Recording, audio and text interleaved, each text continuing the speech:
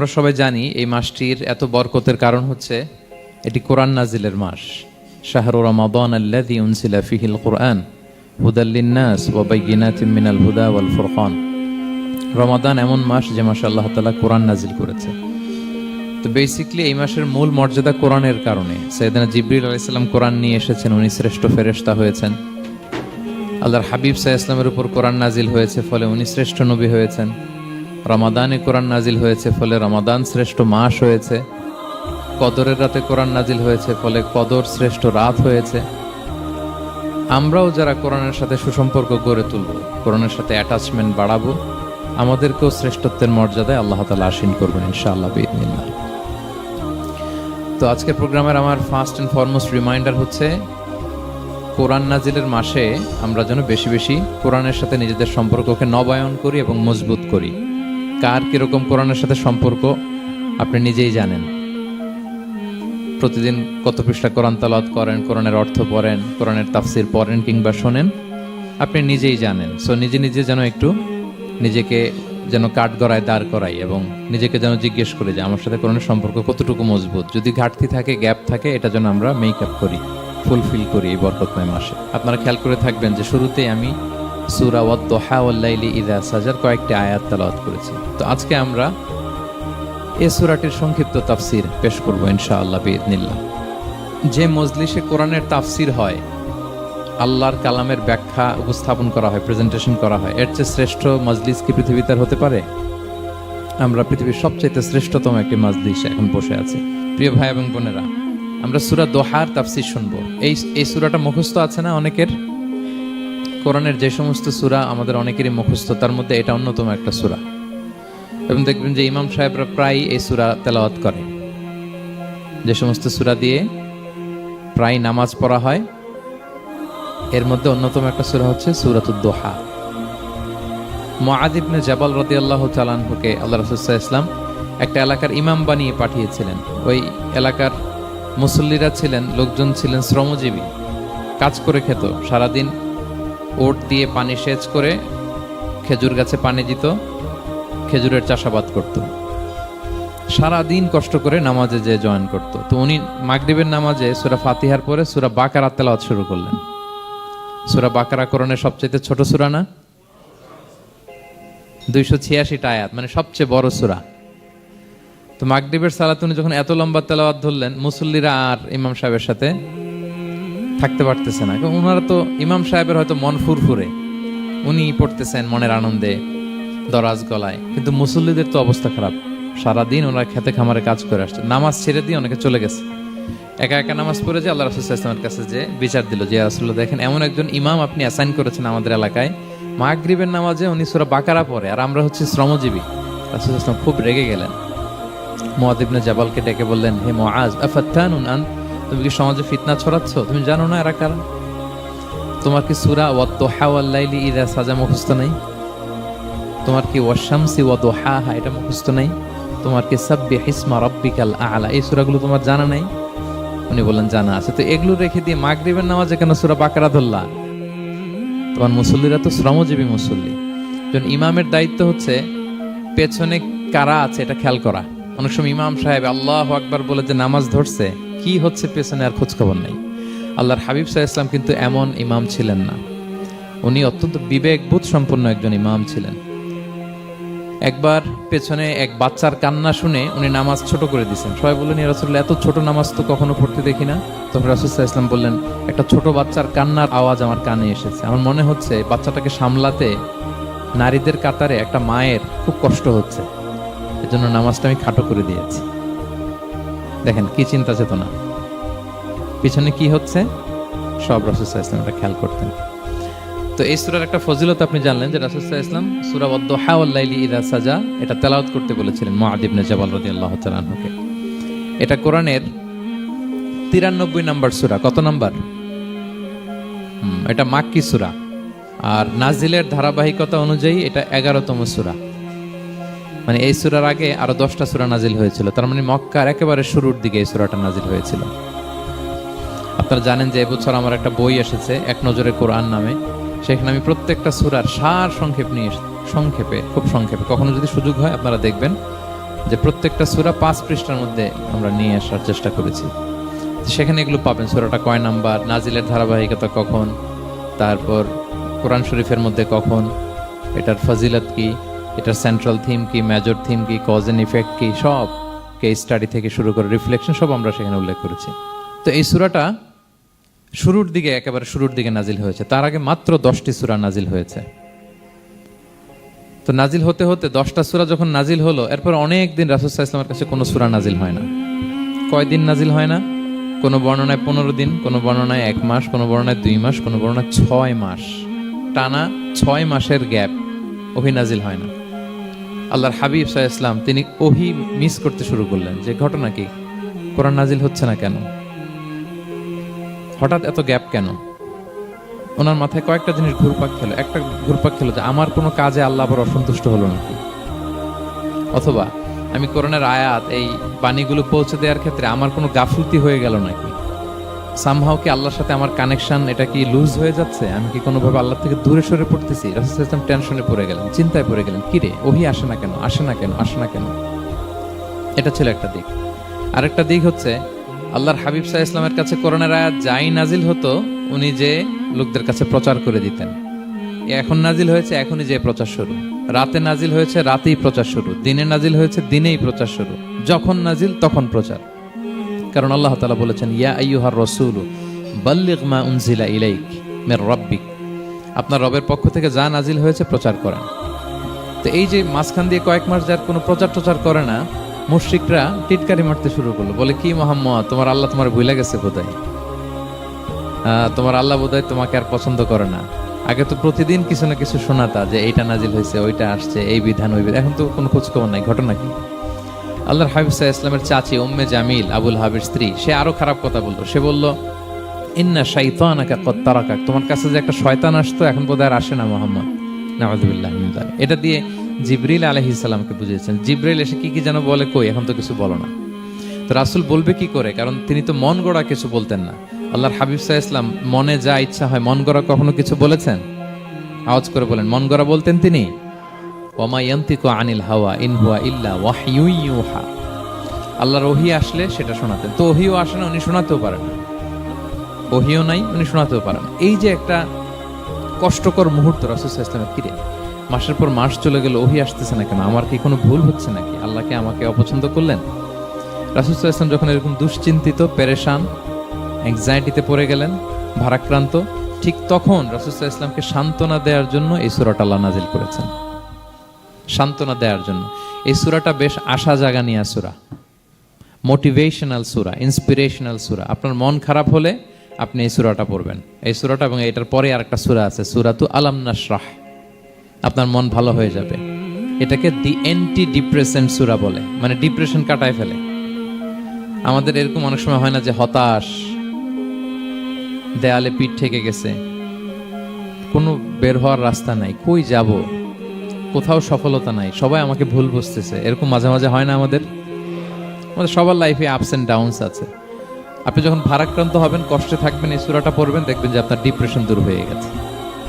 তো আল্লাহর হাবিব সাল্লাল্লাহু আলাইহি ওয়াসাল্লাম যখন এরকম ভারাক্রান্ত ছিলেন, চিন্তিত ছিলেন, তখন আল্লাহর হাবিব সাল্লাল্লাহু আলাইহি ওয়াসাল্লামকে চিন্তামুক্ত করবার জন্য আল্লাহ তাআলা এই চমৎকার সূরাটি নাজিল করেছেন। আল্লাহ নাজিল করলেন, আউযু বিল্লাহি মিনাশ শাইতানির রাজিম, বিসমিল্লাহির রহমানির রহিম, ওয়াদ-দুহা ওয়াল-লাইলি ইযা সাজা মা ওয়াদ্দাআকা রাব্বুকা ওয়া মা ক্বালা ওয়ালাল আখিরাতু খায়রুল লাকা মিনাল উলা ওয়ালা সাওফা ইউতিকা রাব্বুকা ফাতারদা। আল্লাহ তাআলা বললেন, ওয়াদ-দুহা, আলোর শপথ। আমি একবার সরল বঙ্গানুবাদ করি, তারপর আমি তাফসিরে ঢুকছি। ওয়াদ-দুহা, আলোর শপথ। ওয়াল-লাইলি ইযা সাজা, রাতের শপথ, যখন রাত নিঝুম নিস্তব্ধ হয়। মা ওয়াদ্দাআকা রাব্বুকা ওয়া মা ক্বালা, নবী হে, আপনার রব আপনার উপর অসন্তুষ্টও হয় নাই, আপনাকে ছেড়েও যায় নাই, আপনার রব আপনার সাথেই আছে। আলহামদুলিল্লাহ। ফিল করবেন যে আল্লাহ আমার সাথে আছেন। সবসময় এটা ফিল করতে হবে যে আল্লাহ তাআলা আমার সাথে আছেন, তিনি আমাকে ভুলে যান নাই, ছেড়ে যান নাই। আরে তার রহমত ছাড়া তো একটা শ্বাস নেওয়া তো আমার সম্ভব না, ঠিক কিনা বলেন? আল্লাহর রহমত ছাড়া একটি সেকেন্ড এই পৃথিবীতে সার্ভাইভ করা কি আমাদের পক্ষে সম্ভব না? ওয়ালাল আখিরাতু খায়রুল লাকা মিনাল উলা, নবী হে, আপনার পরবর্তী সময় পূর্ববর্তী সময়ের চেয়ে অনেক ভালো হবে ইনশাআল্লাহ। মানে good days are coming in your life, ভালো সময় আসতেছে। ওয়ালা সাউফা ইউতিকা রাব্বুকা ফাতারদা, আর আপনার রব আপনাকে এত দিবেন আপনি খুশি হয়ে যাবেন। আপনার রব আপনাকে এত দিবেন আপনি নিয়ে কুলাতে পারবেন না। আলাম ইয়াজিদিকা ইয়াতীমান ফাআওয়া, নবী আপনি কি ইয়াতীম ছিলেন না? তিনি কি আপনাকে আশ্রয় দেননি? ওয়া ওয়াজাদাকা দাল্লান ফাহাদা, আপনি পথ খুঁজতেছিলেন, আল্লাহ আপনাকে পথ দেখিয়েছেন। ওয়া ওয়াজাদাকা আইলান ফাআগনা, আপনি নিঃস্ব রিক্ত হস্ত ছিলেন, আল্লাহ তাআলা আপনাকে ধনী বানিয়েছেন। ফাআম্মাল ইয়াতীমা ফালা তাকহার, খবরদার এতিমের সাথে কখনো কঠোর হবেন না। ওয়া আম্মা সাইলা ফালা তানহার, ফরিয়াদি যে সুয়াল করে হাত পাতে তাকে ধমক দিয়ে তাড়িয়ে দিবেন না। ওয়া আম্মা বিনি'মাতি রাব্বিকা ফাহাদ্দিস, আর আপনার রবের যে নেয়ামত আপনার প্রতি এটার বর্ণনা করুন। সুবহানাল্লাহ। এই হচ্ছে সরল অনুবাদ সূরাতুদ দুহার। এবার আসুন আমরা এটার তাফসিরে ঢুকি। আল্লাহ তাআলা প্রথমে দুইটা শপথ করলেন, কসম করলেন, দুইটা ওথ। আমরা যদি সংক্ষেপে ভাগ করি তাহলে 11 আয়াত বিশিষ্ট এই সূরাতে প্রথম 2 আয়াতে দুইটা শপথ আছে, তারপরের 3টা আয়াতে রাসূল সাল্লাল্লাহু আলাইহি ওয়াসাল্লামকে 3টা কনফার্মেশন দেওয়া হয়েছে, সুসংবাদ দেওয়া হয়েছে। এরপরের 3টা আয়াতে আল্লাহর হাবিব সাল্লাল্লাহু আলাইহি ওয়াসাল্লামের অতীতে আল্লাহ কি নেয়ামত দিয়েছেন সেটার একটা রিমাইন্ডার দেওয়া হয়েছে। আর সবশেষে 3টা ওয়ার্ক প্ল্যান দেওয়া হয়েছে, কর্মসূচি, সেগমেন্ট। আপনি এক নজরে কোরআন এগুলো পাবেন, এরকম সেগমেন্ট আকারে আমরা ভাগ করেছি। আই রিপিট, আমি আবারও বলছি, সূরা দোহার 11 আয়াত বিশিষ্ট এই সূরার প্রথম 2 আয়াতে 2টি শপথ, তারপরের 3 আয়াতে 3টি সুসংবাদ, তারপরের 3 আয়াতে অতীতে যে রাসূলকে নেয়ামত দেওয়া হয়েছিল সেটা স্মরণ করিয়ে দেওয়া, আর শেষ 3 আয়াতে 3টা ওয়ার্ক প্ল্যান, কর্মসূচি, রাসূল সাল্লাল্লাহু আলাইহি ওয়াসাল্লাম কি করবেন। ক্লিয়ার হয়ে গেছে না সূরাটা? আসুন এবার তাফসিরে ঢুকি। আল্লাহ তাআলা বললেন ওয়াদ দোহা, নবী আলোর শপথ। আলো, দোহা মানে আলো। আমার সাথে আওয়াজ করে বলুন, দোহা মানে কি? আলো, সকালের আলো, প্রভাতের সূর্য কিরণ। দিনের প্রথম অংশে একটা সানশাইন থাকে না, খুব চমৎকার লাগে 9টা 10টার দিকে, হ্যাঁ, সানশাইন। এই সকালের সানশাইনটাকে আরবিতে বলে দোহা। এই জন্য এই সময় আল্লাহর হাবিব সাল্লাল্লাহু আলাইহি ওয়াসাল্লাম নামাজ পড়তেন, এটাকে বলে সলাতুদ দোহা, মানে দোহার নামাজ। এটাকে বলে সলাতুদ দোহা, দোহার নামাজ। তো দেখেন রাসূল সাল্লাল্লাহু আলাইহি ওয়াসাল্লামের মন ভালো করবার জন্য প্রথমে আল্লাহর ওয়ার্ডিংটা দেখেন, আল্লাহ তাআলা কেমন চমৎকার শব্দ চয়েস করেন। প্রথমে আল্লাহ বললেন আলো। আলো বললেই তো মনটা ভালো হয়ে যায়, কি বলেন? এই আলো মানে আশার আলো, সম্ভাবনার আলো, প্রশান্তির আলো। ওয়াদ-দোহা, আলোর শপথ। মানে নবী আপনি হতাশ হবেন না, হাল ছাড়বেন না, ভরসা রাখুন। আপনি ঘর থেকে বের হন, দেখুন কি চমৎকার আলো। It's a beautiful day out there. জান, হোয়াট এ নাইস সানশাইন। কি চমৎকার উজ্জ্বল প্রভাতের সূর্য কিরণ। এত চমৎকার জলজলে সানশাইনিং এনভায়রনমেন্টে আপনার মন খারাপ হয় কি করে? ওয়াদ-দোহা, দোহার শপথ মানে প্রভাতের সূর্য কিরণের শপথ। আবার বললেন ওয়াল-লাইলি ইযা সাজা, রাতের শপথ, যখন সে রাত নিঝুম হয়, গভীর হয়, নিস্তব্ধ হয়। 2টা শপথ, আলোর শপথ আর রাতের অন্ধকারের শপথ। আলোর শপথ বলে বেসিক্যালি আল্লাহ তাআলা ওহির আগমনকে বুঝিয়েছেন, আর রাতের শপথ বলে আল্লাহ তাআলা বেসিক্যালি ওহির অনুপস্থিতিকে বুঝিয়েছেন। মানে রাত দিন দুইটাই যেমনি লাগে, আল্লাহ তাআলা বোঝাতে চাইলেন নবী আপনি টেনশন করবেন না, আমি আপনার সাথে আছি। ওহি আসা না আসা দুইটাই গুরুত্বপূর্ণ। রেগুলার যদি ওহি আসে এটা রিসিভ করতে আপনার কষ্ট হয়ে যাবে। আল্লাহর পক্ষ থেকে আসমানি কিতাবের যে ওহি, এটা সাধারণ কোনো কথা না। ইন্না সানুলকি আলাইকা কওলান সাকিলা, এটা খুব ভারী, হেভি ওয়েট। এটা পাহাড়ে নাজিল করলে, লাউ আনজালনা হাযাল কুরআনা আলা জাবাল লারাআইতাহু খাশিআম মুতাসাদ্দিআম মিন খাশিয়াতিল্লাহ, এটা মাউন্ট এভারেস্টের উপর নাজিল করলে পাহাড় ভেঙে খান খান হয়ে যেত। শীতের রাতে কোরআন নাজিল হলে রাসূল সাল্লাল্লাহু আলাইহি ওয়াসাল্লাম ঘেমে একাকার হয়ে যেতেন, কপাল বেয়ে টপ টপ করে ঘাম পড়তে, ওহি রিসিভ করতে যায়। তিনি ওটের উপরে করে মরুভূমিতে চড়ছেন, ওহি নাজিল হলে ওটের বুক মাটিতে মিশে যেত। এক সাহাবার মাথায় পায়ের মধ্যে মাথা রেখে রাসূল সাল্লাল্লাহু আলাইহি ওয়াসাল্লাম শুয়েছিলেন, তখন ওহি নাজিল হলো। সাহাবা বলছেন ওহির ভারে মনে হচ্ছে যে আমার পায়ের হাড্ডিটাই ফেটে যাবে। তার মানে এটা খুব ভারী বাণী, খুবই ভারী, এটা সাধারণ কোনো কালাম না। তো এই যে রাসূল সাল্লাল্লাহু আলাইহি ওয়াসাল্লামের কাছে যে ওহি নাজিল হচ্ছিল, এটা যদি রেগুলার নাজিল হয়, এটা রিসিভ করা রাসূল সাল্লাল্লাহু আলাইহি ওয়াসাল্লামের জন্য সহজ হবে না, কঠিন হয়ে যাবে। রেগুলার ওহি নাজিল হলে এটার যে পাওয়ার, প্রেশার, রাসূল সাল্লাল্লাহু আলাইহি ওয়াসাল্লামের স্নায়ু এটা বরদাস্ত করতে পারবে না।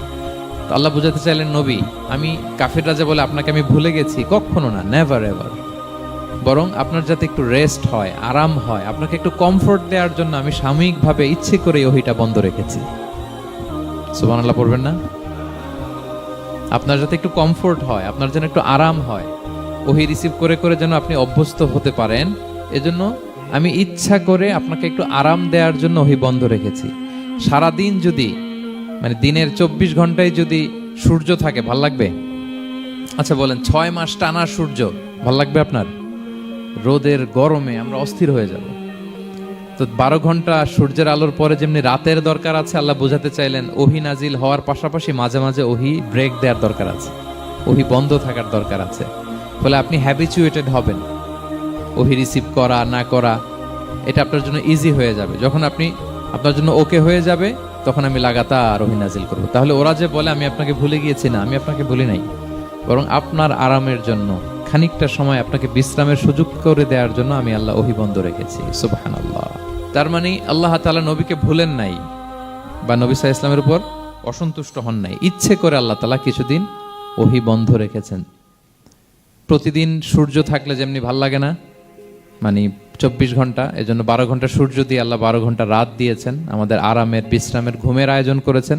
ঠিক তেমনি রেগুলার ওহি রিসিভ করলে রাসূল সাল্লাল্লাহু আলাইহি ওয়াসাল্লামের জন্য কষ্ট হয়ে যাবে, এজন্য ইচ্ছে করে আল্লাহ গ্যাপ দিয়েছেন। আল্লাহর হাবিব সাল্লাল্লাহু আলাইহি ওয়াসাল্লামের উপর আল্লাহ অসন্তুষ্ট হননি। এটাই আল্লাহ তাআলা বললেন যে ওয়াদ-দুহা ওয়াল-লাইলি ইযা সাজা, প্রভাতের সূর্য কিরণের শপথ, রাতের নিঝুম নিস্তব্ধ পরিবেশের শপথ। মা ওয়াদ্দাআকা রাব্বুকা ওয়া মা ক্বালা, আপনার রব আপনারে ভুলেও যায় নাই, আপনারে ছেড়েও যায় নাই, আপনার উপর নাখোশও হয় নাই। সুবহানাল্লাহ। আপনার রব আপনার সাথেই আছে, এটা সবসময় ফিল করবেন যে আমার রব আমার সাথে আছে। এটা ফিল করলে আপনার মধ্যে যে সাহস আসবে, আপনি কল্পনাই করতে পারবেন না যে এত এনার্জি আপনার ভিতরে আসলো কি করে। আপনারা খেয়াল করেছেন, বছর খানিক আগে ভারতবর্ষের আমাদের এক বোনের সামনে কিছু সন্ত্রাসী, ওরা জয় শ্রীরাম বলতেছিল, মনে আছে? কিন্তু আমার ওই বোন মুস্কান কি বলছিল বলেন তো? তার এক আল্লাহু আকবারে from north to south, from east to west, the entire globe প্রকম্পিত হয়েছে। আমরা সবাই পড়েছি আল্লাহু আকবার, সবাই আমরা কি পড়েছি? আল্লাহু আকবার। কারণ সে ফিল করেছে যে আল্লাহ আমার সাথে আছে। মনকে তুমি বুঝিয়ে বলো আল্লাহ আছেন আমার সাথে, এটা ফিল করতে হবে। আল্লাহর হাবিব সাল্লাল্লাহু আলাইহি ওয়াসাল্লামকে আল্লাহ তাআলা এইটাই অ্যাসিউরেন্স দিলেন, কনফার্মেশন দিলেন যে মা ওয়াদ্দাআকা রাব্বুকা ওয়া মা ক্বালা, আপনার রব আপনাকে ভুলে যায় নাই, আপনার রব আপনার প্রতি অসন্তুষ্ট হয় নাই। আমি ইচ্ছা করে ওহিটা বন্ধ রেখেছি যাতে আপনার আরাম হয়। সুবহানাল্লাহ। আল্লাহর হাবিব সাল্লাল্লাহু আলাইহি ওয়াসাল্লামের প্রতি আল্লাহ তাআলা কতটা টেক কেয়ার করতেন দেখেন। রেগুলার ওহি নাজিল হলে রাসূল সাল্লাল্লাহু আলাইহি ওয়াসাল্লামের কষ্ট হয়ে যাবে, এজন্য তিনি কিছুদিন ওহি বন্ধ রেখে রাসূল সাল্লাল্লাহু আলাইহি ওয়াসাল্লামকে বিশ্রামের ব্যবস্থা করে দিয়েছেন। তাহলে প্রথম 3টা আয়াত ক্লিয়ার না সবার কাছে? আচ্ছা, প্রথম 2টো আয়াতে 2টা শপথ গেল, এরপরে 3টা সুসংবাদ। সুসংবাদের প্রথমটা হলো আমি ভুলিও নাই ছাড়িও নাই, আপনার সাথে আছে। এরপর আল্লাহ বললেন ওয়ালাল আখিরাতু খায়রুল লাকা মিনাল উলা, নবী হে আপনার পরবর্তী সময় পূর্ববর্তী সময়ের চেয়ে ভালো হবে। নিশ্চয়ই আপনার পরবর্তী সময় পূর্ববর্তী সময়ের চেয়ে ভালো হবে। তার মানে গুড ডেইজ আর কামিং, ভালো সময় আপনার জীবনে আসছে, আপনি হতাশ হবেন না, নিরাশ হবেন না। এরপর আল্লাহ তাআলা বললেন ওয়ালা সাউফা ইউতিকা রাব্বুকা ফাতারদা, নবী হ্যাঁ আপনার রব আপনাকে এত দিবে আপনি খুশি হয়ে যাবেন, আপনার রব আপনাকে এত নেয়ামত দান করবে আপনি আপনার রবের প্রতি সন্তুষ্ট হয়ে যাবেন। সুবহানাল্লাহি বিহামদি। এবং তাই হয়েছে। যারা আপনারা সিরাত পড়েছেন, যারা আল্লাহর হাবিব সাল্লাল্লাহু আলাইহি ওয়াসাল্লামের জীবনী নিয়ে ধারণা রাখেন, তারা দেখবেন যে আল্লাহর রাসূল সাল্লাল্লাহু আলাইহি ওয়াসাল্লাম যেখানেই মনে কষ্ট পেয়েছেন, বিষণ্ণ, চিন্তিত, তখনই আল্লাহ তাআলা রাসূল সাল্লাল্লাহু আলাইহি ওয়াসাল্লামের চিন্তা দূর করে রাসূল সাল্লাল্লাহু আলাইহি ওয়াসাল্লামকে সন্তুষ্ট করেছেন। যখনই রাসূল সাল্লাল্লাহু আলাইহি ওয়াসাল্লামের মনে কষ্ট, তিনি চিন্তিত, তখনই আল্লাহ তাআলা ওনাকে হ্যাপি করেছেন। কাইন্ড অফ রাসূলকে হ্যাপি করাই আল্লাহর কাজ, আল্লাহর হাবিব সাল্লাল্লাহু আলাইহি ওয়াসাল্লামকে হ্যাপি করাই আল্লাহ তাআলার কাজ। দেখেন কিভাবে আল্লাহ তাআলা আল্লাহর হাবিব সাল্লাল্লাহু আলাইহি ওয়াসাল্লামকে হ্যাপি করেছেন, একটু খেয়াল করে দেখেন। মক্কাতে যখন খুব জটিল অবস্থা,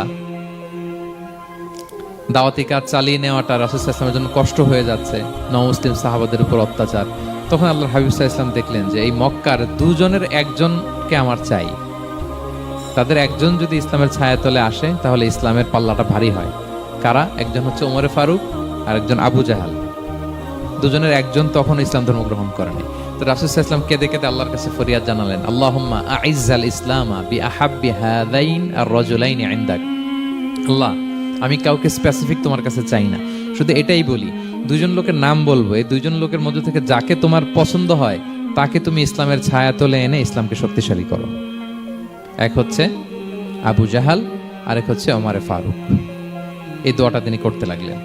আর খুব চিন্তিত, দুজনের কেউই মুসলমান হয় না। একদিন হঠাৎ সাহাবারা বললেন, ইয়া রাসূলুল্লাহ, আল্লাহর হাবিব সাল্লাল্লাহু আলাইহি ওয়াসাল্লাম তখন দারুল আরকামের ভেতরে বসা। সাহাবারা বললেন, ইয়া রাসূলুল্লাহ, আপনি এখান থেকে সরে যান, কারণ ওমরে ফারুক নাঙ্গা তলোয়ার নিয়ে আসতেছে আপনাকে হত্যা করবার জন্য।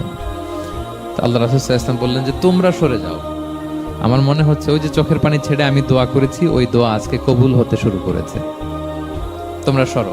ঠিকই ওমরে ফারুক রাদিয়াল্লাহু তাআলা আনহু আসলেন। এসে তিনি তলোয়ার রেখে দিয়ে বললেন, আশহাদু আল্লা ইলাহা ইল্লাল্লাহ ওয়া আশহাদু আন্না মুহাম্মাদান আবদুহু ওয়া রাসূলুহু। আমি সাক্ষ্য দিচ্ছি আল্লাহ ছাড়া কোনো ইলাহ নেই এবং আপনি আল্লাহর প্রেরিত বান্দা এবং রাসূল। এই দৃশ্য দেখে রাসূল সাল্লাল্লাহু আলাইহি ওয়াসাল্লাম খুশি হয়ে গেলেন। ওয়ালা সাউফা ইউতিকা রাব্বুকা ফাতারদা। আল্লাহ বলেছিলেন যে নবী হে, আপনাকে এত দিব, আপনার রব আপনাকে এত নেয়ামত দিবে, আপনি শুধু খুশি হবেন, সন্তুষ্ট হবেন আমার প্রতি। এতে রাসূল সাল্লাল্লাহু আলাইহি ওয়াসাল্লামের দোয়া কবুল করে আল্লাহ তাআলা ওমরে ফারুককে ইসলামের ছায়া তোলেন, ইসলামকে শক্তিশালী করলেন। ফাতারদা, রাসূল সাল্লাল্লাহু আলাইহি ওয়াসাল্লাম খুশি হয়ে গেলেন। এভাবে প্রতিটা ক্ষেত্রে। মক্কাতে যখন খুব কঠিন অবস্থা, রাসূল সাল্লাল্লাহু আলাইহি ওয়াসাল্লাম তায়েফে চলে গেলেন দাওয়াত দেওয়ার জন্য। নেইবারিং সিটি, আপনারা যে হজ উমরা করেছেন জানেন, মক্কার পাশের সিটি তায়েফ। দাওয়াত দিলেন, দাওয়াত প্রত্যাখ্যান করলো তারা। শুধু তাই না, ফিজিক্যালি হ্যারেস করা হলো আল্লাহর হাবিব সাল্লাল্লাহু আলাইহি সাল্লামকে। রাসূল সাল্লাল্লাহু আলাইহি ওয়াসাল্লামের জামা ধরে, গা ধরে টানা হেচড়া করা হলো, পাথর মারা হলো, তিনি রক্তাক্ত হলেন। হামালাতুল জিবাল, পাহাড় রক্ষী ফেরেশতারা বলল, ইয়া রাসূলুল্লাহ, আপনি যদি আদেশ দেন তায়েফের দুই দিকের পাহাড় দিয়ে এমন চাপা দিব, পুরো তায়েফের জনপদ একেবারে ভ্যানিশ হয়ে যাবে। আল্লাহর হাবিব সাল্লাল্লাহু আলাইহি ওয়াসাল্লাম বললেন, না, আমি আশা করি তাদের পরবর্তী নেক্সট জেনারেশনের কেউ না কেউ পড়বে লা ইলাহা ইল্লাল্লাহ মুহাম্মাদুর রাসূলুল্লাহ। তাই হয়েছে। এখন তায়েফে যান, শুধু মসজিদ আর মসজিদ, মসজিদ আর মসজিদ। কি চমৎকার পরিবেশ! তায়েফে গেলে মনেই হবে না আরব দেশ। বৃষ্টি হয় প্রতিদিন, অনেক চাষাবাদ হয়, চমৎকার এলাকা। রাসূল সাল্লাল্লাহু আলাইহি ওয়াসাল্লামের দোয়ার বরকত। তো তায়েফবাসী দাওয়াত প্রত্যাখ্যান করলো। রাসূল সাল্লাল্লাহু আলাইহি ওয়াসাল্লাম গায়ের রক্ত পরিষ্কার করে নাখলা নামক খেজুরের বাগানে যায়েদ রাদিয়াল্লাহু তাআলা আনহুকে ফজরের নামাজ পড়তেছিলেন। আল্লাহর হাবিব সাল্লাল্লাহু আলাইহি ওয়াসাল্লাম যখন ফজরের সালাতে তেলাওয়াত করতে লাগলেন, একদল জিন পাশ দিয়ে যাচ্ছিল। তারা তাদের এলাকায় যেয়ে বলল, ইন্না সামি'না কুরআনান আজাবা ইয়াহদি ইলা রুশদি ফাআমান্না বিহি। জিনেরা আগে আকাশের উপরে ওঠে, ফেরেশতারা কি বলে চুরি করে শুনে আসতো। হঠাৎ জিনেরা আর উপরে যেতে পারে না। উপরে যেতে চাইলেই ফাআতবাআহু শিহাবুন সাকিব, আগুনের পাথর মারা হয়। ঘটনা কি? সব জিনেরা বৈঠক বসালো। ঘটনা কি? আগে কত তথ্য আগেই জেনে যেতাম, জেনে গণকদেরকে বলতাম, গণকরা আমাদেরকে ধন্যবাদ জানাইতো। তো এখন তো আসমানের সিকিউরিটি এত বেড়ে গেল কেন? কারণ কি? ওই যে শেষ নবী আসার কথা যে মনে হয় চলে আসে, দেখো তো কোথায় আসছে উনি। খুঁজতে খুঁজতে খুঁজতে একদল ওই দিন ফজরের সময় আল্লাহর হাবিব সাল্লাল্লাহু আলাইহি ওয়াসাল্লাম রক্তাক্ত হয়ে ফজরের সালাত যখন পড়তেছেন, ওই কোরআন তেলাওয়াত শুনে তারা এলাকায় যেয়ে বলল যে ইন্না সামি'না কুরআনান আজাবা, এক আজীব কোরআন শুনে আসছি, ইয়াহদি ইলা রুশদি, এই কোরআন মানুষকে হেদায়েতের পথে নিয়ে যায়। ফাআমান্না বি, আমরা ঈমান এনে ফেললাম। সুবহানাল্লাহ পড়েন। তো রাসূল সাল্লাল্লাহু আলাইহি ওয়াসাল্লাম তো এটা জানেন না। আল্লাহ তাআলা জিবরাইল মারফত জানালেন যে হে নবী, আপনি এসেছিলেন ম্যানকাইন্ডকে দাওয়াত দিতে তায়েফের, তারা দাওয়াত গ্রহণ করে নাই, ম্যানকাইন্ড রিজেক্ট করেছে। কিন্তু আরেকটা জাতি আছে যাদেরকে আপনি দেখেন না, তাদেরকে বলে জিন কাইন্ড, মানে জিন জাতি। পুরো জিন জাতি কালিমা পড়ে মুসলমান হয়ে গিয়েছে নবী। বলে সাউফা ইউতিকা রাব্বুকা ফাতারদা, নবী আপনার রব আপনাকে এত নেয়ামত দিবেন, আপনি খুশি হয়ে যাবেন। নবী সাল্লাল্লাহু আলাইহি ওয়াসাল্লাম ওইখানে আবার খুশি হয়ে গেলেন। রক্তাক্ত, ইনজুর্ড, যখন শুনলেন মানুষ জাতি তারা ঈমান আনে নাই, কিন্তু জিন জাতি তারা ঈমান এনেছে, আল্লাহর হাবিব সাল্লাল্লাহু আলাইহি ওয়াসাল্লাম আবার আনন্দিত হলেন। তাহলে আল্লাহর হাবিব সাল্লাল্লাহু আলাইহি সাল্লামকে আনন্দিত করাই হচ্ছে আল্লাহর কাজ, খুশি রাখাই হচ্ছে আল্লাহর কাজ। সুবহানাল্লাহ বিহামদি। আল্লাহর হাবিব সাল্লাল্লাহু আলাইহি ওয়াসাল্লামের বয়স যখন 50 বছর, ওনার কাছের দুজন আত্মীয় মারা গেল। ওনার প্রিয়তমা স্ত্রী খাদিজা রাদিয়াল্লাহু তাআলা আনহা ইন্তেকাল করলেন, ওনার প্রিয় চাচা আবু তালেব ইন্তেকাল করলেন। দুজনই শেল্টার দিত, একজন ঘরে একজন বাইরে। আবু তালেবের কারণে কেউ রাসূল সাল্লাল্লাহু আলাইহি ওয়াসাল্লামের গায়ে হাত তোলার সাহস পায় নাই। তো উনি যখন ইন্তেকাল করলেন, রাসূল সাল্লাল্লাহু আলাইহি ওয়াসাল্লাম বিপদে পড়ে গেলেন। সারাদিন কাফেরদের বকা ঝকা গালি খেয়ে ঘরে যখন আসতেন, খাদিজা রাদিয়াল্লাহু তাআলা আনহার কথা শুনলে ওনার হৃদয়টা প্রশান্ত হয়ে যেত। তো বাইরের চাচাও নাই, ভেতরের স্ত্রীও নাই, দুজনই মারা গেলেন ওই বছর। ওই বছরকে বলা হয় আমুল হুজন, মানে দুশ্চিন্তার বছর। এত ভারাক্রান্ত আল্লাহর হাবিব সাল্লাল্লাহু আলাইহি ওয়াসাল্লাম হলেন, চিন্তিত হলেন, মনটা ভেঙে খান খান। আল্লাহ তাআলা কিন্তু ঠিকই বুঝেন যে তার হাবিবকে কখন হ্যাপি করতে হবে। আল্লাহ তাআলা তখন সাইয়েদনা জিবরাইল আলাইহিস সালামকে পাঠালেন যে যাও, আমার বন্ধুকে আর পৃথিবীতে থাকার দরকার নাই, আমার বন্ধুকে ঊর্ধ্ব জগতের নৈশ ভ্রমণের ইনভাইটেশন দিয়ে আসো, মানে মেরাজের ইনভাইটেশন দিয়ে আসো। পড়েন সুবহানাল্লাহ। সুবহানাল্লাযী আসরা বিআবদিহি লাইলাম মিনাল মাসজিদিল হারামি ইলাল মাসজিদিল আকসা, মসজিদে হারাম থেকে মসজিদুল আকসা। তারপরে উপরে সুম্মা দানা ফাতাদাল্লা ফাকানা কাবা কাউসাইনি আও আদনা, আল্লাহর আরশে চড়ে গেলেন, জান্নাত জাহান্নাম দেখিয়ে, নতুন কিছু গিফট দিয়ে, তার পেয়ারা হাবিবের মন ভালো করে এরপরে আবার দুনিয়ায় পাঠালেন। ওয়ালা সাউফা ইউতিকা রাব্বুকা ফাতারদা, নবী হে আপনাকে এত নেয়ামত দিব, আপনি শুধু খুশিই হবেন আর সন্তুষ্ট হবেন। সুবহানাল্লাহ। এবার বুঝতে পারতেছেন কিভাবে আল্লাহর হাবিবকে আল্লাহ তাআলা খুশি করেছেন। মক্কায় আর থাকতে পারতেছেন না, এমন অবস্থা যে কোনো সময় আল্লাহর হাবিব সাল্লাল্লাহু আলাইহি ওয়াসাল্লামকে হত্যা করা হবে। আল্লাহ তাআলা আল্লাহর হাবিবের জন্য নতুন জায়গার ব্যবস্থা করে দিলেন, তওবা কিংবা তাইবা, যেটাকে আমরা মদিনা বলি। তিনি মদিনায় গেলেন, আবার রাসূল সাল্লাল্লাহু আলাইহি ওয়াসাল্লামের হৃদয় প্রশান্ত হলো। কিন্তু মদিনায় যে তিনি কাবাকে মিস করতে আরম্ভ করলেন। আল্লাহর হাবিব সাল্লাল্লাহু আলাইহি ওয়াসাল্লাম নবী হওয়ার পরে টানা 14 বছর কিবলা ছিল কিন্তু বাইতুল মাকদিস। কিন্তু মক্কায় যখন তিনি ইবাদত করতেন, তিনি বাইতুল মাকদিসের দিকেই হয়েই নামাজ পড়তেন, কিন্তু সামনে কাবাটারে রাখতেন। কথা বুঝতে পেরেছেন? মক্কায় যখন তিনি নামাজ পড়তেন 13 বছর, কিবলা যেহেতু বাইতুল মাকদিস, বাইতুল মাকদিসের দিকেই হয়ে নামাজ পড়তেন, কিন্তু মাঝখানে রাখতেন কোনটারে? কাবাকে। তাহলে কেমন যেন কাবাই তার সামনে। আচ্ছা, কিন্তু মদিনায় যখন গেলেন, এখন তো আর সুযোগ নাই, কাবা একদিকে, বাইতুল মাকদিস আরেক দিকে, এখন কাবাকে আর সামনে রাখা যাচ্ছে না। মিস করতে লাগলেন কাবাকে। আর প্রত্যেক নামাজের পরে আকাশের দিকে তাকায় থাকেন, ইস আল্লাহ যদি আয়াত নাজিল করে আমার জন্মস্থান যে মক্কা, আমার পূর্বপুরুষ ইব্রাহিম আলাইহিস সালামের যে ওই কাবার দিকে যদি ক্যাবলাটা ঘুরাই দিত, কতই না ভালো হতো। আল্লাহ বলেন যে আপনি যে কদ নারা তাকাল্লুবা ওয়াজহিকা ফিস সামা, নবী আপনি যে আকাশের উপর চেহারা উঠিয়ে মনে মনে কি চান আমি তো বুঝি। আল্লাহর হাবিব সাল্লাল্লাহু আলাইহি ওয়াসাল্লামকে খুশি করার জন্য আল্লাহ আয়াত নাজিল করলেন, ফাওয়াল্লি ওয়াজহাকা শাতরাল মাসজিদিল হারাম। নবী হ্যাঁ, আপনাকে খুশি করার জন্য নতুন বিধান নাজিল করলাম। এখন থেকে, ফ্রম রাইট নাও, আপনি যখনই নামাজ পড়বেন এখন থেকে কাবামুখী হয়ে আপনি সালাত আদায় করবেন। তাহউইলুল কিবলা, কিবলা পরিবর্তন হয়ে গেল। সুবহানাল্লাহি ওয়া বিহামদিহি। আপনারা মসজিদে নববীর পাশে মদিনাতে একটা মসজিদ দেখবেন, এটাকে বলে মসজিদ যুল কিবলাতাইন। এমন মসজিদ যে মসজিদে এক নামাজে 2 কিবলা শেয়ার করা হয়েছিল। মানে এই আয়াত যখন নাজিল হলো, আল্লাহর হাবিব সাল্লাল্লাহু আলাইহি ওয়াসাল্লামের সাথে একজন নামাজ পড়ে যে ওই মসজিদে যে দেখে কিছু লোক নামাজ পড়তেছে ওই বাইতুল মুকদ্দাসের দিকে হয়ে, কারণ তখন পর্যন্ত ওইটাই কিবলা। তিনি নামাজরত অবস্থায় এদেরকে বললেন যে তোমরা তো জানো না এই মাত্র আয়াত নাজিল হয়েছে, কিবলা কিন্তু আর ওই দিক নাই, ডাইরেকশন চেঞ্জ, এদিকে হয়ে যাও। তো ইমাম সহ মুসল্লি সব ঘুরে নামাজের মধ্যে ওইদিকে হয়ে গেছে। তাহলে একই নামাজে 2টা কিবলা শেয়ার করা হয়েছে, ফলে তখন থেকে মসজিদের নাম হয়ে গেছে মসজিদ যুল কিবলাতাইন, 2 কিবলাওয়ালা মসজিদ। তাহলে দেখেন আল্লাহর হাবিব সাল্লাল্লাহু আলাইহি ওয়াসাল্লামকে খুশি করার জন্য আল্লাহ তাআলা কিবলা চেঞ্জ করে দিয়েছে। সুবহানাল্লাহ বলতে পারলেন না? এভাবে যখনই আল্লাহর হাবিব সাল্লাল্লাহু আলাইহি ওয়াসাল্লাম বিষণ্ণ, চিন্তিত, মন খারাপ, ওনার মন ভালো করার দায়িত্ব নিয়েছে কে? জিবরাইল এসে শোনাতে লাগলো আগের জামানায় কেউ 500 বছর 700 বছর হায়াত পেয়েছে। বনি ইসরাইলের অনেক মুজাহিদ 1000 বছর জিহাদ করেছে। কয় হাজার বছর?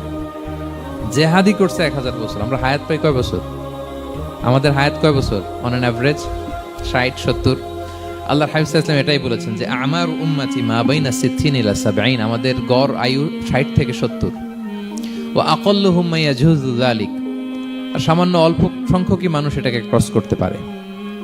এই কথা শুনে যে আগের উম্মত 1000 বছর জিহাদ করছে, এটা শুনে রাসূল সাল্লাল্লাহু আলাইহি ওয়াসাল্লাম আবার কাঁদতে আরম্ভ করলেন, হায় রে আমার গুনাহগার উম্মতের কি হবে? আমার উম্মত তো 60-70ই শেষ, আমার উম্মতের কি হবে? আবার চিন্তিত, আবার কান্নাকাটি। তখন আল্লাহ তাআলা নাজিল করলেন, ইন্না আনসালনাহু ফি লাইলাতিল কদর ওমা আদরাকা মা লাইলাতুল কদর লাইলাতুল কদরি খায়রুম মিন আলফি শাহর। নবী আপনি কাঁদবেন না, ওদেরকে হায়াত দিছি বেশি, কদর দেই নাই। আপনার উম্মতকে হায়াত কম দিছি, কিন্তু আপনার উম্মতের জন্য আমি লাইলাতুল কদর রেখে দিয়েছি। এক কদরের রাতে ইবাদত করলে খায়রুম মিন আলফি শাহর, 1000 মাস ইবাদত করলে যে পরিমাণ সওয়াব, অতটুকু না, খায়ের, এর চেয়ে বেশি সওয়াব আল্লাহ তাআলা আপনার উম্মতের আমলনামায় দিয়ে দিবেন। আবার আল্লাহর হাবিব সাল্লাল্লাহু আলাইহি ওয়াসাল্লাম মন ভালো হয়ে গেল। ওয়ালা সাউফা ইউতিকা রাব্বুকা, সবাই বলেন ওয়ালা সাউফা ইউতিকা রাব্বুকা ফাতারদা। নবী হে এত দিব, আপনি শুধু হ্যাপি হবেন, হ্যাপি। এরপরে বদরের যুদ্ধে বিজয় দান করলেন, মক্কা বিজয় দান করলেন, তাবুক যুদ্ধে বিজয় দান করলেন। সব শেষে জান্নাতে ওনার জন্য স্পেশাল একটা জায়গা থাকবে, ওই জায়গায় কেউ বসতে পারবে না। জায়গাটার নাম মাকামে মাহমুদ। ওয়া মিনাল লাইলি ফাতাহাজ্জাদ বিহি নাফিলাতাল লাকা আসা আন ইয়াবআসাকা রাব্বুকা মাকামান মাহমুদা। এই মাকামে মাহমুদের সিংহাসনে আল্লাহর হাবিব সাল্লাল্লাহু আলাইহি ওয়াসাল্লাম বসবেন, ওনার জন্য স্পেশাল খাস, কেউ এখানে বসতে পারবে না। তার মানে হ্যাপি শুধু দুনিয়াতেই করবে না আল্লাহ তাআলা আল্লাহর হাবিবকে, আখিরাতেও করবে। আল্লাহর হাবিব সাল্লাল্লাহু আলাইহি ওয়াসাল্লামকে কাউসার দেয়া হবে, ইন্না আ'তাইনা কাল কাউসার। এ নবী আপনাকে কাউসার দিয়েছি, এমন হাউজে কাউসার যে হাউজে কাউসারের সামনে পান পেয়ালা যেটা দিয়ে পানি নিয়ে আপনি উম্মতকে খাওয়াবেন, এটার সংখ্যা আকাশের তারা যত বেশি তার চেয়েও বেশি। হাউজে কাউসারের পানি এটা দুধের চেয়েও সাদা, বরফের চেয়েও ঠান্ডা, মধুর চেয়েও মিষ্টি। এক ঢোক যে খাবে চিরকালের জন্য তার গলা থেকে তৃষ্ণা মিটে যাবে। He will never ever be thirsty again. একবার খাইছে তো শেষ। পেতে চান সেটা আল্লাহর হাবিবের কাছ থেকে? আমরা পেতে চাই কি চাই না বলেন? ইন্না আতাইনা কাল কাউসার। নবী আপনাকে আমি কাউসার দিয়েছি। সব শেষে আল্লাহর হাবিব সাল্লাল্লাহু আলাইহি ওয়াসাল্লাম সুপারিশ করার অনুমতি পাবেন, যেদিন কেউ সুপারিশ করতে পারবে না। সবাই বলবে নফসি নফসি নফসি নফসি, থার থার করে কাঁপবে। এক একজন নবী, ইব্রাহিম আলাইহিস সালাম, ঈসা আলাইহিস সালাম, মূসা আলাইহিস সালাম থার থার করে কাঁপবে। আর আল্লাহর হাবিব সাল্লাল্লাহু আলাইহি ওয়াসাল্লাম ওই মাকামে মাহমুদে সিংহাসন ফেলে দিয়ে সেজদায় শুধু কাঁদতে থাকবে, আর সেজদার মধ্যে বলবে উম্মতি উম্মতি উম্মতি উম্মতি। হে আল্লাহ, আপনি আমার গুনাহগার উম্মতকে বাঁচান।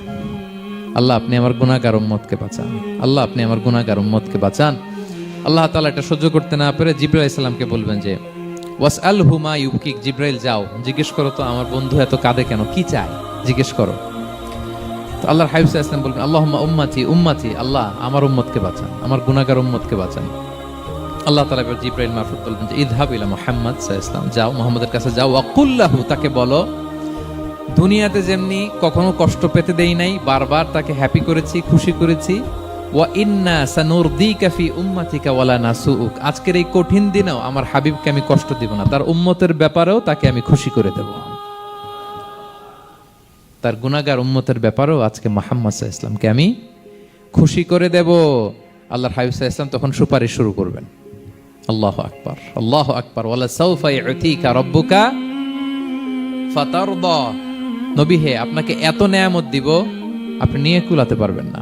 সব শেষে এই গুনাহগার উম্মতকে সুপারিশ করে জাহান্নাম থেকে নাম কাটিয়ে সবাইকে নিয়ে তিনি একটা ফ্ল্যাগ হাতে নিয়ে তিনি জান্নাতের দিকে ছুটবেন। ওই ফ্ল্যাগের মধ্যে লেখা থাকবে আলহামদু। কি লেখা থাকবে?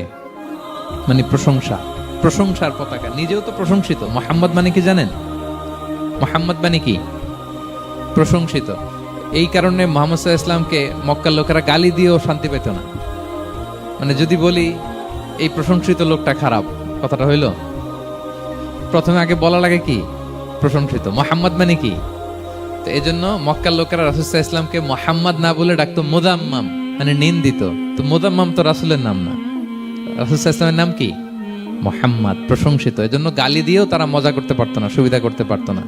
গালি দিলেও আগে প্রশংসা করে নেওয়া লাগতো। প্রথমে বলতো মুহাম্মদ পাগল, এরকম বলতো নাউযুবিল্লাহ। তার মানে প্রশংসিত লোকটা পাগল হইলো, এটা গালি হয়েছে? ঘুরে ফিরে তো প্রশংসাই হয়ে গেল।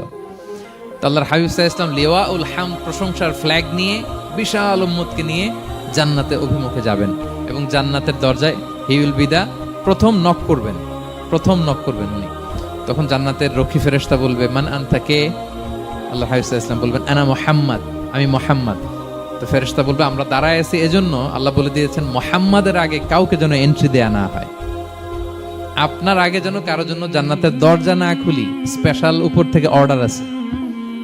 আপনি যেহেতু নক করেছেন, ওয়েলকাম, আসেন। পুরো উম্মাহ নিয়ে আল্লাহর হাবিব সাল্লাল্লাহু আলাইহি ওয়াসাল্লাম জান্নাতে ঢুকবেন।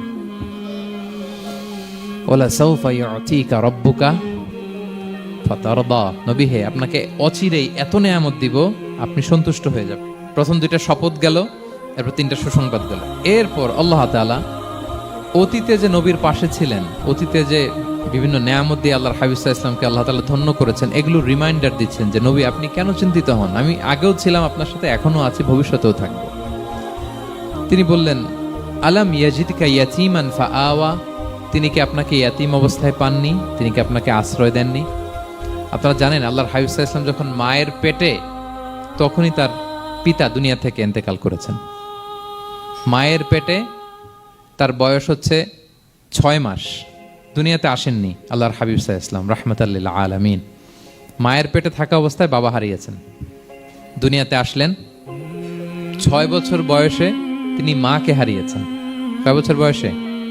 6 বছর। তারপর মায়ের ইন্তেকালের পরে দাদার কাছে, আব্দুল মুত্তালিবের কাছে লালিত পালিত হতে লাগলেন। 8 বছর বয়সে দাদাও ইন্তেকাল করলেন। বাবা চলে গেলেন জন্মের আগে, মা চলে গেলেন 6 বছর মানে শিশু থাকতে। 8 বছর বয়সে তো শিশু, দাদাও চলে গেলেন।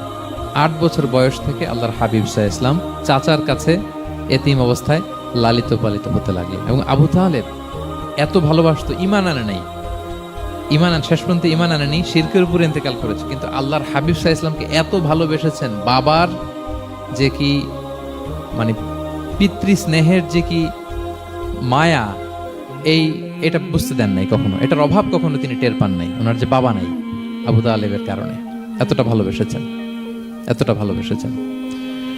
তার মানে কখনোই রাসূল সাল্লাল্লাহু আলাইহি ওয়াসাল্লামকে লালন পালন, রক্ষণাবেক্ষণ, টেক কেয়ারের কোনো গ্যাপ আল্লাহ তাআলা রাখেননি। হালিমাতু সাদিয়ার কাছে, পরে মায়ের কাছে, উম্মে আইমানের কাছে, দাদা আব্দুল মুত্তালিবের কাছে, পরে চাচার কাছে, একটার পর একটা স্লট বাই স্লট রেডি। সেটাই স্মরণ করে দিলেন যে নবী, এমন তো হয় নাই যে আপনাকে লালন পালনের জন্য কেউ ছিল না। আলাম ইয়াজিদকা ইয়াতীমান ফাআওয়া, আপনার রব কি আপনাকে এতিম অবস্থায় আশ্রয়ের ব্যবস্থা করে দেননি? মানে তখন তো আমি ছিলাম আপনার সাথে, কেউ ছিল না, তখন তো আমি ছিলাম। তো আপনার তো ভয় কিসের? আপনি হতাশ হবেন না, নিরাশ হবেন না, হাল ছাড়বেন না আপনি। তাহলে প্রিয় ভাইরা, আল্লাহর হাবিব সাল্লাল্লাহু আলাইহি ওয়াসাল্লাম ইয়াতীম অবস্থায় পৃথিবীতে এসেছিলেন এবং এজন্য ইয়াতীমের সাথে ভালো আচরণ তিনি করতে বলতেন আল্লাহর হাবিব সাল্লাল্লাহু আলাইহি ওয়াসাল্লাম। যারা এতিমকে ভালোবাসে আল্লাহ তাদেরকে ভালোবাসে। এবং আল্লাহর হাবিব সাল্লাল্লাহু আলাইহি ওয়াসাল্লাম বলতেন, আনা ওয়া কাফিলুল ইয়াতীমি ফিল জান্নাতি কাহাতাইন, আমি এবং এতিমের রক্ষণাবেক্ষণকারী এইভাবে প্রতিবেশীর মতো জান্নাতে থাকব। এই দুই আঙ্গুলের মাঝে যেমনি গ্যাপ নাই, আমার আর এতিমের রক্ষণাবেক্ষণকারী তার বাড়ির মাঝখানে কোনো গ্যাপ থাকবে না জান্নাতে। We will be neighbor in paradise. জান্নাতে এরকম আমরা কাছাকাছি থাকবো। আল্লাহু আকবার পড়েন। তাহলে এতিমের রক্ষণাবেক্ষণকারীকে আল্লাহ তাআলা ভালোবাসেন। যারা এতিমকে পছন্দ করে না, এতিমকে তাড়িয়ে দেয়, তাদেরকে আল্লাহ পছন্দ করেন। আল্লাহ তাআলা বলেন, আরাআইতাল্লাযী ইউকাযযিবু বিদ্দীন ফাযালিকাল্লাযী ইয়াদউল ইয়াতীম। যারা আখিরাতকে অবিশ্বাস করে তারাই এতিমকে ঘাড় ধাক্কা দিয়ে তাড়িয়ে দেয়। কোনো বিশ্বাসী কখনো এতিমের সাথে খারাপ আচরণ করে না। আপনাদের যাদের মন শক্ত, অনেকের চোখ দিয়ে পানি নামে না। আমার এক আত্মীয় আছে খুব আল্লাহওয়ালা, আমার জীবনে এত আল্লাহওয়ালা আমি দেখি নাই, কিন্তু ওনার চোখ দিয়ে পানি নামে না। বারবার এসে আমারে বলে যে মিজান কি করবো বলো, তুমি একটু মোনাজাত ধরো। আমার মনে আছে আমি ওনাকে নিয়ে মোনাজাত ধরতাম, তো ওনার কান্না আসে না চোখ দিয়ে। এত আল্লাহওয়ালা, খুব ভালো মানুষ, কিন্তু চোখ দিয়ে পানি নামে না। এটা অনেকের হয়, নানা কারণে হয়। আল্লাহর হাবিব সাল্লাল্লাহু আলাইহি ওয়াসাল্লাম বলেছেন, কারো যদি চোখ দিয়ে পানি না নামে বা হৃদয় নরম না হয়, তারা যেন এতিমের মাথায় হাত বুলিয়ে দেয়।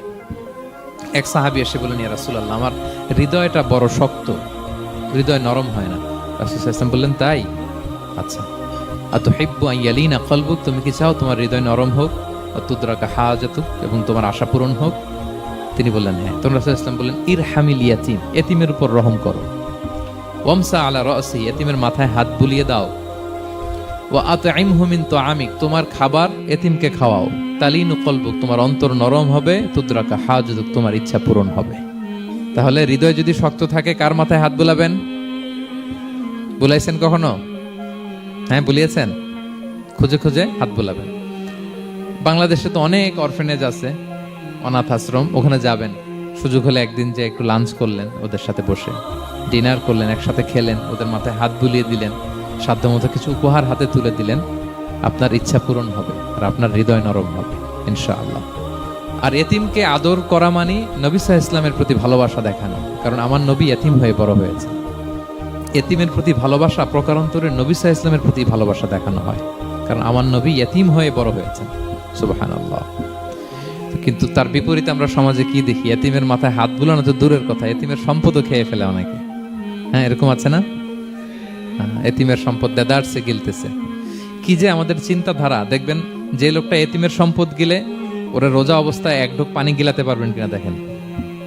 যে বলেন একটু পানি খান তো, খাবে না কেন? হারাম। তো ওই হারাম কিন্তু গিলতেছে ইচ্ছা মতো। রোজা অবস্থায় এক ফোঁটা আপনি পানি গিলাতে পারবেন না, কেন? হারাম। কিন্তু ওইদিকে ভাতিজার সম্পদ গিলতেছে দেদারসে। আল্লাহ বলেন এটা ভাতিজার সম্পদ না, এটা তুমি জাহান্নামের আগুন পেটে ঢুকাচ্ছ, জাহান্নামের আগুন। ইন্নাল্লাযীনা ইয়াকুলুনা আমওয়ালাল ইয়াতামা যুলমান ইন্নামা ইয়াকুলুনা ফি বুতুনিহিম নারা ওয়া সায়াসলাউনা সাঈরা। যারা এতিমের সম্পদ খায়, এটা সম্পদ না, এটা জাহান্নামের আগুন তুমি পেটে ঢুকাচ্ছ। সো এতিমের প্রতি যেন আমরা নমনীয় হই, তাদের মাথায় হাত বুলাই, তাদের জন্য খরচ করি, তাদের প্রতি যেন আমরা দয়াদ্র হই, কারণ আমার নবী এতিম অবস্থায় বড় হয়েছেন। তাহলে নবী সাল্লাল্লাহু আলাইহি ওয়াসাল্লামকে এটা স্মরণ করে দিলেন, নবী আপনি তো এতিম ছিলেন, আমি তো আপনাকে রক্ষণাবেক্ষণের ব্যবস্থা করছি। আর কি করেছি? ওয়াজাদাকা দাল্লান ফাহাদা, নবী আপনাকে আমি এমন অবস্থায় পেয়েছি, আপনি পথ খুঁজতেছিলেন, আমি আপনাকে পথ দেখিয়েছি। You are searching the right path and I guided you to the right sense of direction. আপনি পথ খুঁজতেছিলেন, আমি পথ দেখাইছি। এখানে দল্লানের অর্থ পথভ্রষ্ট করা যাবে না। ওয়াজাদাকা দাল্লান, হে নবী আপনাকে আমি পথভ্রষ্ট পেয়েছি, পরে পথ দেখাইছি, এরকম বলা যাবে না। এটা আল্লাহর হাবিব সাল্লাল্লাহু আলাইহি ওয়াসাল্লামের ক্ষেত্রে প্রযোজ্য নয়। অনেক বাংলা তাফসীর অর্থে আমি দেখেছি পথ হারা, নবী আপনাকে আমি পথ হারা পেয়েছি, পথ দেখেছি, এটাও খুব একটা সুন্দর না। সবচেয়ে সুন্দর হচ্ছে নবী আপনি পথ খুঁজতেছিলেন, সত্যের অনুসন্ধানী ছিলেন। অনেক সময় দেখবেন অনেক পথিক যেতে যেতে এমন এক জায়গায় যায়, দেখে 3 রাস্তা কিন্তু কোনো সাইনবোর্ড নাই। পুরাতন রাস্তাগুলোতে এরকম অনেক সময় হতো না আমাদের, 3 দিকে রাস্তা, কোনো সাইনবোর্ড নেই, তো যাবো কই? এটা বুঝালেন যে নবী আপনি পথ খুঁজতেছিলেন, আমি আপনাকে দেখিয়েছি, হে নবী এটাই সিরাতুল মুস্তাকিমের পথ। ওয়াজাদাকা দাল্লান ফাহাদা, আপনি পথ খুঁজতেছিলেন, আমি আপনাকে পথ দেখিয়েছি। তো ছোটবেলায় সাথে ছিলাম, পথ খুঁজতেছিলেন, পথ দেখালাম, আমি আপনার ভুললাম কোথায়? কাফিরদের কথায় মন খারাপ করেন কেন যে তারা বলে আমি আপনাকে ভুলেছি, ছেড়েছি? নো, নেভার এভার, আমি আপনার সাথেই আছি। তারপর আল্লাহ তাআলা বললেন ওয়াজাদাকা আইলান ফাআগনা, তিনি আপনাকে রিক্ত হস্ত, নিঃস্ব পেয়েছেন, সম্পদহীন অবস্থায় পেয়েছেন, পরে সম্পদশালী করেছেন। সুবহানাল্লাহ। আল্লাহর হাবিব সাল্লাল্লাহু আলাইহি ওয়াসাল্লাম শুরুতে সম্পদের অত যোগান ছিল না, পরে খাদিজা রাদিয়াল্লাহু তাআলা আনহার সাথে যখন বিয়ে হলো, আল্লাহ তাআলা সম্পদের কষ্ট দূর করলেন। কারণ খাদিজা রাদিয়াল্লাহু তাআলা আনহা অনেক বড় ব্যবসায়ী ছিলেন। বিয়ের আগে পার্টনারশিপে বিজনেস ছিল রাসূল সাল্লাল্লাহু আলাইহি ওয়াসাল্লামের সাথে। আল্লাহর হাবিব সাল্লাল্লাহু আলাইহি ওয়াসাল্লাম শ্রম দিয়েছেন, খাদিজা রাদিয়াল্লাহু তাআলা আনহার ইনভেস্টমেন্ট ছিল। তো ওই শ্রমে খাদিজা রাদিয়াল্লাহু তাআলা আনহার এক বান্ধবী, তিনি এমন প্রশংসা করলেন এসে আল্লাহর হাবিব সাল্লাল্লাহু আলাইহি ওয়াসাল্লামের ব্যাপারে যে এমন লোক আমি দেখি নাই, ওনার কথা বার্তা, চলন, কথন, ডিলিং সব আলাদা। পুরো কাফেলার মধ্যে উনি একরকম, পুরো কাফেলা আরেক রকম। এই কথা শুনে তো খাদিজা রাদিয়াল্লাহু তাআলা আনহা আকৃষ্ট হলেন যে এরকম একজন সৎ লোকই তো আমার চাই। প্রস্তাব দেয়া হলো, চাচাদের কাছে বিয়ে হয়ে গেল। এবং বিয়ের পরে খাদিজা রাদিয়াল্লাহু তাআলা আনহা নারীদের মধ্যে সর্বপ্রথম শাহাদা বাক্য পড়ে মুসলমান হয়েছিলেন। নিজের সব সম্পদ আল্লাহর হাবিব সাল্লাল্লাহু আলাইহি ওয়াসাল্লামের পায়ের সামনে এনে দিয়ে দিলেন, ইয়া রাসূলুল্লাহ আমার সম্পদ মানে আপনার সম্পদ, ইসলামের জন্য যত মনে চায় আপনি খরচ করেন।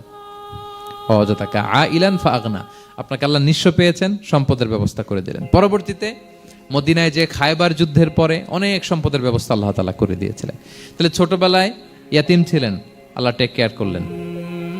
পথ খুঁজতেছিলেন, আল্লাহ পথ দেখায় দিলেন। আর্থিক সমস্যা ছিল, এটাও আল্লাহ দূর করে দিলেন। এবার আল্লাহ তাআলা বিষ্ণু ঈসা ইসলামকে 3টা ওয়ার্ক প্ল্যান দিবেন, কর্মসূচি। 1 নম্বর কর্মসূচি হচ্ছে ফাআম্মাল ইয়াতীমা ফালা তাকহার, নবী খবরদার এতিমের সাথে কখনো কঠোর আচরণ করবেন না। 1 নম্বর কর্মসূচি, কারণ আপনিই তো এতিম ছিলেন। এতিমের দুঃখ আপনি না বুঝলে বুঝবে কে? এতিমের সাথে কখনো কঠোর হবেন না। আল্লাহর হাবিব সাল্লাল্লাহু আলাইহি ওয়াসাল্লাম কখনো এতিমের সাথে কঠোর হন না। এতিম তো দূর কি বাত, কারোর সাথে তিনি কঠোর হন না। ওনার কাছে চাইলে উনি না বলতে পারতেন না, নো নাই দিব না এটা বলতে জানতেন না। নো ওনার ডিকশনারিতে ছিল না, চাইলেই দিতেন। একবার আল্লাহর হাবিব সাল্লাল্লাহু আলাইহি ওয়াসাল্লামের কাছে একটা জামা, কয়টা? আপনার জামা কয়টা? আমার জামা কয়টা? জুব্বা তখন কয়টা ছিল? মাত্র একটা। এক ফরিয়াদি এসে বলে ইয়া রাসূলুল্লাহ আতিনি কামিসান, আমার একটা জামা দেন, আমার জামা নাই। নবী সাল্লাল্লাহু আলাইহি ওয়াসাল্লামের জামা কয়টা তখন? ওনার কাছে চাইলে উনি না বলতে পারতেন, খুলে দিয়ে দিয়েছেন, নাও। এখন ওনার জামা আছে কয়টা? তো জামাও নাই, বেরও হতে পারে না। কি এক মুসিবত! আল্লাহ তাআলা আয়াত নাজিল করলেন ওয়াল্লাযীনা ইযা আনফাকু লাম ইউসরিফু ওয়া লাম ইয়াকতুরু ওয়া কানা বাইনা যালিকা কাওয়ামা। নবী হে, যারা বিশ্বাসী তারা দানের সময় ভারসাম্য করবে। মানে অনেকগুলো থাকলে আপনার একটা দিতেন, ছিলই যখন একটা, ওইটার হকদার তো ফরিয়াদির চেয়ে আপনি বেশি। এখন যে দিয়ে দিলেন আপনি পড়বেন কি? অনেকগুলো থাকলে না হয় আপনি দিতেন, ছিলই একটা, এটার সবচেয়ে যোগ্য, অধিকতম যোগ্য এবং হকদার তো আপনি। সুবহানাল্লাহ, সুবহান। কি নবী ছিল, কি নবী ছিল! না বলতে পারতেন না, মানুষকে ফিরিয়ে দিতে জানতেন না। আল্লাহ বললেন নবী হে, আপনার প্রথম কর্মসূচি ফাআম্মাল ইয়াতীমা ফালা তাকহার, খবরদার এতিমকে কখনো এতিমের প্রতি কঠোর হবেন না। 1 নম্বর কর্মসূচি। এটা শুধু নবীর জন্য কর্মসূচি নাকি আমাদের জন্য না? হ্যাঁ, সবার জন্য। এতিমদের সাথে যেন আমরা রূঢ় ভাষী না হই, তাদের সাথে যেন রূঢ় আচরণ না করি। 2 নাম্বার, ও আম্মা সাইলা ফালা তানহার, ফরিয়াদিকে ধমক দিবেন না, হাত পাতলে ধমক দিবেন না। আমরা অনেক সময় ধমক দেই, আপনারা দেন কখনো? না, আমরা দিতে পারবো না, ধমক দিতে নিষেধ করেছেন আল্লাহ তাআলা। আম্মা সাইলা ফালা তানহার, যদি না থাকে বুঝিয়ে বলেন যে এখন পারতেছি না, কিন্তু ধমক দিবেন না কখনো। কারণ আপনি এখন বড় সাহেব হয়ে গেছেন, প্রাইভেট কারের পাশ থেকে দেখবেন যে স্যার 2টা টাকা দেন, কিছু খাই নাই, হায় রে ছিঁড়া কাপড়, মলিন চেহারা, ভাঙ্গা একটা থালা হাতে নিয়ে স্যার 5টা টাকা দেন। আল্লাহ আপনারে স্যার বানাইছে আর ওরে বানাইছে ভিখারি। আচ্ছা বলেন তো, জায়গাটা চেঞ্জ করতে আল্লাহর কত সময় লাগে? ওরে ভিতরে বসায় স্যার বানাবে আর আপনারে ভাঙ্গা একটা থালা দিয়ে এরকম ওই যে টোল যেখানে নেয় ওখানে দাঁড় করাবে। বলেন আল্লাহর কয় সেকেন্ড লাগবে? লাগবে 1 সেকেন্ডও লাগে না। সো ও আম্মা সাইলা ফালা তানহার, ফরিয়াদিকে ধমক দিয়ে তাড়িয়ে দিও না, খবরদার। ওকে আল্লাহ ফরিয়াদি বানিয়ে পরীক্ষা করছে আর তোমাকে আল্লাহ সম্পদশালী বানিয়ে পরীক্ষা করছে। তাহলে 1 নম্বর কর্মসূচি ছিল এতিমের সাথে রূঢ়ভাষী হবেন না। 2 নম্বর হচ্ছে ফরিয়াদিকে ধমক দিবেন না। 3 নম্বর, ওয়া আম্মা বিনি'মাতি রাব্বিকা ফাহাদ্দিস, আল্লাহ তাআলা আপনাকে যে নেয়ামত দিয়েছে এই নেয়ামতের আপনি কি করেন? বর্ণনা করেন। ওয়া আম্মা বিনি'মাতি রাব্বিকা ফাহাদ্দিস, আল্লাহ নেয়ামতের বর্ণনা করেন, শুকরিয়া করেন। কারণ আল্লাহ তাআলা আমাদের অনেককে ইতিম বানায় নাই, আমাদেরকে ফরিয়াদি বানায় নাই। আমরা অনেকেই আছি, আমরা এখনো এতিম না, আমার আব্বা আম্মা এখনো বেঁচে আছে, আমাদের অনেকের আব্বা আম্মা বেঁচে আছে। এতিম মূলত ছোট অবস্থায় যদি বাবা মারা যায় তাকে আরবিতে এতিম বলে। মান মাতা আবুহু ওয়া হুয়া সগীর, কেউ ছোট, তার বাবা মারা গেছে, তাকে শরীয়তের পরিভাষায় কি বলে? এতিম। তা আমরা অনেকেই তো এতিম না, আমরা অনেকেই তো অন্যের কাছে হাত পাতা লাগে না, তো আমরা ভালো আছি না? আমাদের দেখবেন যে প্রায় হিসাবটা হচ্ছে আমার কি নাই, আমাদের হিসাবটা কি নাই, কি যে আছে এটার হিসাব করে কুলানোও যাবে না, ঠিক কিনা বলেন? ঠিক যেই মুহূর্তে এখানে বসে আমরা এই চমৎকার ইফতারি নিয়ে বসে আছি, ঠিক একই মুহূর্তে দেখবেন যে হসপিটালের আইসিইউতে শুয়ে শুয়ে কাতরাচ্ছে অনেকে। ঠিক এই মুহূর্তে কিডনি ডায়ালিসিস চলতেছে, দেখছেন? কিডনি পেশেন্ট এদিকে ছিদ্র করে ব্লাড সব বের হয়ে রিফাইনিং হয়ে আরেক দিক দিয়ে ঢুকে, ওর চিৎকার শুনলে। বার্ন ইউনিটে গেছেন কখনো? আগুনে পোড়া রোগী, আপনার তো অনেক কিছু নাই, আমার এটা নাই ওইটা নাই, আল্লাহ এটা দিল না, এটা নিয়ে আসেন। আপনি বার্ন ইউনিটে একদিন যায়েন, তাহলে বুঝবেন যে আল্লাহ আপনাকে কত শান্তিতে রেখেছে। না খেয়ে কয় রাত কাটিয়েছি আমরা, বলেন তো? কত লোক বাড়ি ভাড়া পরিশোধ করতে পারে না, ঋণের বোঝায় জর্জরিত, দুরারোগ্য ব্যাধিতে আক্রান্ত, ক্যান্সারের লাস্ট স্টেজে। তাদের সাথে একটু দেখা করেন, 4th স্টেজে চলে আসছে ক্যান্সার পেশেন্ট। তার চেহারা, তার খাবার, তার চলাফেরা, কিভাবে তার প্রতিটা সেকেন্ড কাটে, একটু দেখে আসবেন, তাহলে বুঝবেন যে কত আল্লাহর দেয়া নেয়ামতের সাগরে হাবুডুবু খাই আমরা। এজন্য আল্লাহ বলেছেন 3 নম্বর কর্মসূচি হচ্ছে ওয়া আম্মা বিনি'মাতি রাব্বিকা ফাহাদ্দিস, আল্লাহর নেয়ামতের শুকরগুজার হও। আল্লাহ যে নেয়ামত দিয়েছে এই নেয়ামত তুমি বর্ণনা করো। অনেকে আছে আল্লাহর নেয়ামত দিলে ওটা প্রকাশ করতে চায় না, এটা আল্লাহ পছন্দ করে না। মানে আপনি যদি অনেক সম্পদশালী হন, আপনি সুন্দর পরিচ্ছন্ন জামা পরবেন, মানুষকে দান করবেন, আপনার বাড়ি ঘর সুন্দর হবে, এটা নিষেধ নয়, এটা ভালো। আপনি আল্লাহর দেয়া নেয়ামত ব্যবহার করতে পারবেন এবং বলতেও পারবেন, কিন্তু শুকরান লা ফখরান, শুকরিয়া স্বরূপ বলবেন, ফখর করে অহংকার করে না। বলতে পারেন আলহামদুলিল্লাহ, আল্লাহ তাআলা আমাকে 4টা ছেলে দান করেছে, 4 জন হাফেজ, আল্লাহ তাআলা আমাকে থাকার মতো একটা ঘর দিয়েছে, একটা বাড়ি দিয়েছে, একটা গাড়ি দিয়েছে, সম্মান নিয়ে সমাজে চলার মতো আল্লাহ তাআলা আমাকে দিয়েছেন। এটা যদি আপনি শুকরিয়া স্বরূপ বলেন, এটাতে সমস্যা নেই, কিন্তু অহংকার নিয়ে বলা যাবে না। ইন্নাল্লাহা ইউহিব্বু আন ইয়ারা আসারা নি'মাতিহি আলা আবদিহি, আল্লাহ তাআলা যে নেয়ামত তার বান্দাকে দিল ওইটার একটা নমুনা দেখতে আল্লাহ পছন্দ করে। আল্লাহ বানাইছে আপনার বিলিয়নিয়ার, আপনি হচ্ছেন ছেঁড়া পরা জামা পরে চলেন, হবে? বানাইছে আল্লাহ তাআলা আপনাকে অনেক সম্পদশালী, আপনার চলা ফেরা কোনো রুচিই নাই, এটা হইলো না। আল্লাহ চায় যে তোমার যে নেয়ামত দিছে এটার একটা নমুনা তোমার মধ্যে থাকে, এটাও শুকরগুজার হওয়ার একটা আলামত। তাহলে 3 নম্বর কর্মসূচি কি? ওয়া আম্মা বিনি'মাতি রাব্বিকা ফাহাদ্দিস, আল্লাহর নেয়ামতের শুকরগুজার হও, আল্লাহ তাআলা যে নেয়ামত দিয়েছে সেটা বর্ণনা করো। তাহলে প্রিয় ভাইয়েরা, সূরাতুদ দোহা এটা হচ্ছে একটা মোটিভেশনাল সূরা, আশা জাগা নিয়ে সূরা, অ্যান্টি ডিপ্রেশন বলি আমি এই সূরাটাকে। ডিপ্রেশন থাকলে চলে যাবে, কারণ ওয়ালাল আখিরাতু খায়রুল লাকা মিনাল উলা। হে নবী, আপনার পরবর্তী সময় আপনার পূর্ববর্তী সময়ের চেয়ে ভালো। সবসময় আশাবাদী হবেন। সূরা দোহার 1 নম্বর শিক্ষা হচ্ছে বি অপটিমিস্টিক, মানে অপটিমিজম, আশাবাদী হওয়া, নিরাশ হওয়া যাবে না। বিশ্বাসীদের, মুমিন মুসলিমের ডিকশনারিতে হতাশা নিরাশা নাই। আমার ডিকশনারিতে অন্তত নাই, আপনাদের আছে কিনা জানি না। আজকে থেকে বলেন, আপনাদের ডিকশনারিতে হতাশা নিরাশা রাখবেন? আমাদের কোনো হতাশা নাই, নিরাশা নাই, কারণ আমরা যে পরিস্থিতিতে থাকি না কেন আমাদের সাথে কে আছেন? লা তাহজান ইন্নাল্লাহা মা'ানা। চিন্তিত হয়ো না, আল্লাহ আমার সাথে আছেন। আল্লাহ আমার সাথে আছেন বললেই দেখবেন মুস্কানের মতো এক তাকবীর আপনার মুখ দিয়ে বেরোচ্ছে, এমন এনার্জি বেরোচ্ছে, গোটা বিশ্ব আপনি জয় করে ফেলবেন তখন। এটাই আমাদের সবচেয়ে বড় পাওয়ার। আমাদের সাথে কে আছে? ইন্নাল্লাহা মা'ানা, আল্লাহ তাআলা আমাদের সাথে আছেন। তাহলে সূরা দোহার আজকের তাফসীরের 1 নাম্বার লেসন হচ্ছে optimism. Believer should be optimistic always. বিশ্বাসীরা আশাবাদী হয়, নিরাশ হয় না, হতাশ হয় না, হাল ছাড়ে না। বিশ্বাসীরা ভরসা রাখে এক মহান সত্তার উপর। আওয়াজ করে বলেন তো তিনি কে? আল্লাহর উপর ভরসা রাখে, আমরা নিরাশ হই না। 2 নাম্বার শিক্ষা হচ্ছে গ্রেটফুলনেস, কৃতজ্ঞতা। আপনার জীবনে অনেক কিছু আছে, নাই নাই বলবেন না, শুধু কমপ্লেইন করবেন না। অনেকে দেখবেন শুধু অভিযোগ, এটা নাই, ওইটা নাই, এই পাইলাম না, ওর আছে এটা, ওর, আমার সাথে কেন এমন হয়, আমার সাথে শুধু আমার সমস্যা। এগুলো যারা বলে তাদেরকে আল্লাহ নেয়ামত আরো ছিনিয়ে নেয়। বরং যারা অল্প পেয়েও বলে আলহামদুলিল্লাহ, তাদেরকে নেয়ামত দেওয়ার ধারাবাহিকতা আল্লাহ তাআলা অব্যাহত রাখেন। সব অবস্থায় আলহামদুলিল্লাহ। যে কোনো পরিস্থিতিতে, যে কোনো অবস্থায় কি বলবো আমরা? আপনি খেয়াল করে দেখেন না যে আপনার কি কি আছে, কত কিছু যে আপনার আছে, অবাক করা। 3 নাম্বার কাইন্ডনেস। 3 নাম্বার লেসন হচ্ছে কাইন্ডনেস, দয়া। আমরা যেন অন্যের প্রতি দয়াশীল হই। আপনি অন্যের প্রতি দয়ালু হলে আপনার প্রতি দয়ালু হবো কে? ওয়াল্লাহু ফি আউনি আবদিহি মা দামাল আবদু ফি আউনি আখি। আল্লাহ ততক্ষণ পর্যন্ত কোনো বান্দার সাহায্যে থাকে যতক্ষণ পর্যন্ত ওই বান্দা তার ভাইয়ের সাহায্যে থাকে। তাহলে বলেন তো, আল্লাহর সাহায্য পাওয়ার প্রথম শর্ত কি? অন্যের জন্য সাহায্যের হাত বাড়িয়ে দাও। তাহলে মনে থাকবে তো? নাকি এতিমকে ধাক্কা দিয়ে বের করে দিবেন? ফরিয়াদিকে ধমক দিবেন একটা? বড় সাহেব তো আপনি, বড় স্যার, খবরদার।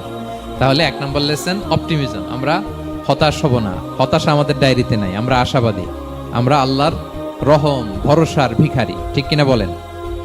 2 নম্বর লেসন হচ্ছে গ্রেটফুলনেস। আমরা সবসময় আল্লাহর প্রতি শুকরগুজার হব, কৃতজ্ঞ হব। আল্লাহর হাবিব সাল্লাল্লাহু আলাইহি ওয়াসাল্লাম বলতেন, আল্লাহুম্মা জাআলনি সাবুরা ওয়া জাআলনি শাকুরা ওয়া জাআলনি ফি আইনি সাগীরা ওয়া ফি আয়ুনিন নাসি কাবীরা। আল্লাহ, আপনি আমাকে ধৈর্যশীল বান্দা বানান, আপনি আমাকে শুকরগুজার বানান। আল্লাহ, আমার চোখে আমাকে ছোট বানান। আল্লাহ, গোটা বিশ্বের মানুষের চোখে, জনতার চোখে আমাকে বড় বানান। আওয়াজ করে পড়েন আমিন। এই দোয়াটা বেশি বেশি পড়বেন। আর সব শেষে আমরা যেন কাইন্ড হতে পারি, অন্যের প্রতি দয়ালু হতে পারি।